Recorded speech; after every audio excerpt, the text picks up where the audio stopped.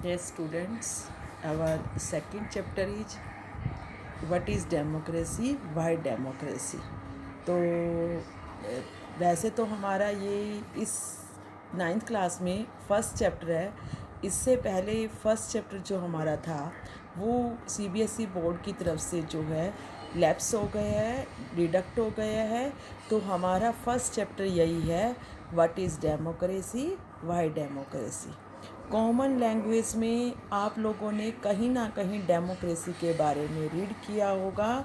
और मेन जो है डेमोक्रेसी के बारे में जो हमारी बात आती है, लोकतंत्र, प्रजातंत्र, जिसका मीनिंग है। और इसी के लिए जो है क्या होता है democracy. Democracy is that government which is by the people, for the people end of the people. And Y democracy, democracy क्यों चाहिए? क्योंकि डेमोक्रेसी एक ऐसी शासन व्यवस्था है, इस टाइप का होता है डेमोक्रेसी में कि इसमें लोगों की ही मेन वैल्यू होती है, लोगों का ही शासन होता है। लोग ही इसमें जो है खुद से अपने रूलर्स को इलेक्ट करते हैं और लोगों के द्वारा ही वो किया जाता है शासन, और लोगों के लिए ही किया जाता है। इसके लिए कुछ इसके मेन फीचर्स हैं डेमोक्रेसी के लिए, कि हम डेमोक्रेसी कैसे करके कहेंगे कि ये कंट्री डेमोक्रेटिक है या नॉन डेमोक्रेटिक है।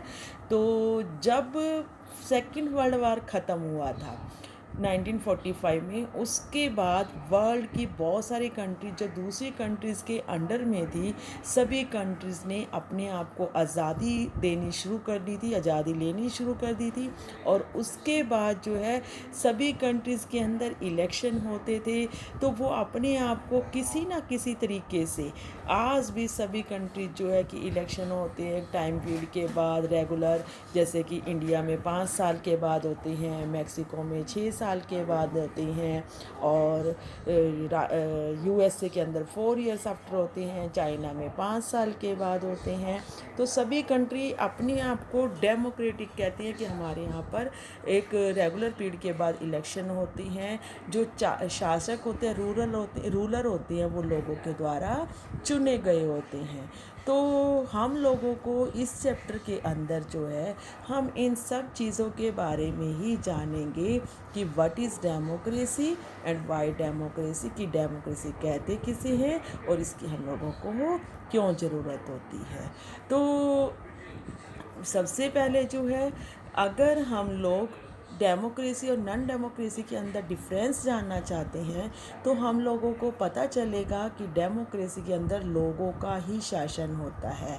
नॉन डेमोक्रेसी के अंदर शासन तो लोगों का होता है, बट वो लोगों के द्वारा पूरी तरह से इलेक्टेड नहीं होते। अगर होते भी हैं तो उनको मिलिट्री के अंडर में रहकर, यानी मिलिट्री के दबाव में आकर ही वो अपने शासकों का चुनाव करती हैं।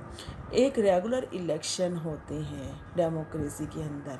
डेमोक्रेसी की सबसे बड़ी पहचान ये है कि डेमोक्रेटिक कंट्री का एक कॉन्स्टिट्यूशन ज़रूर होता है।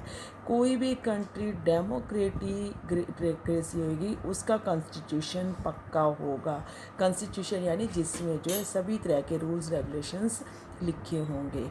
लेकिन जिन कंट्रीज़ के अंदर कॉन्स्टिट्यूशन है, ज़रूरी नहीं है कि वो डेमोक्रेटिक भी हो सकता है वहाँ पे रूलर का चुनाव जो है अच्छे से ना होता हो।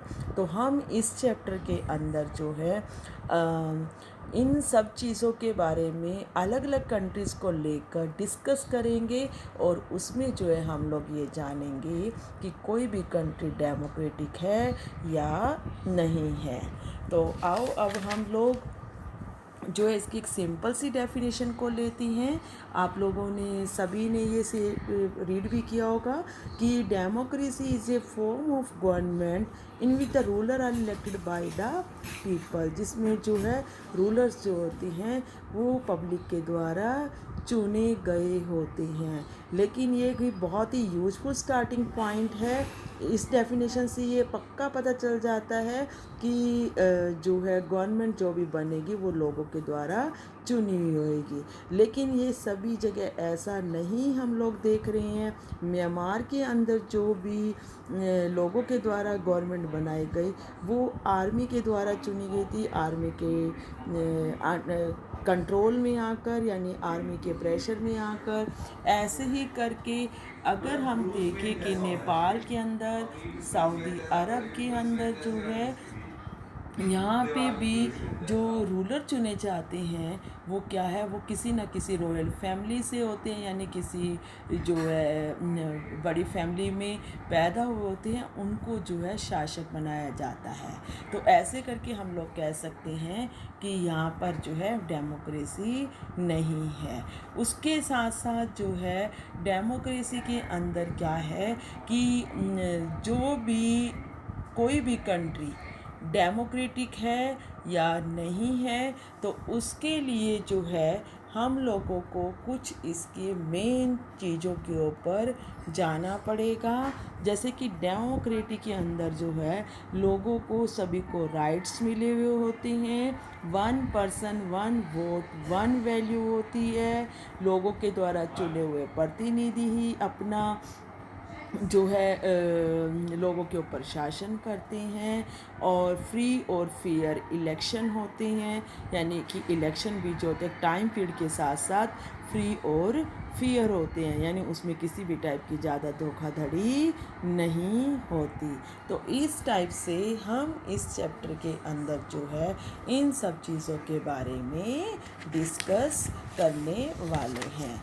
अब आ जाता है हमारा next topic, features of democracy. Features of democracy यानी कि इसकी क्या फीचर्स हैं, डेमोक्रेसी की क्या विशेषताएं हैं।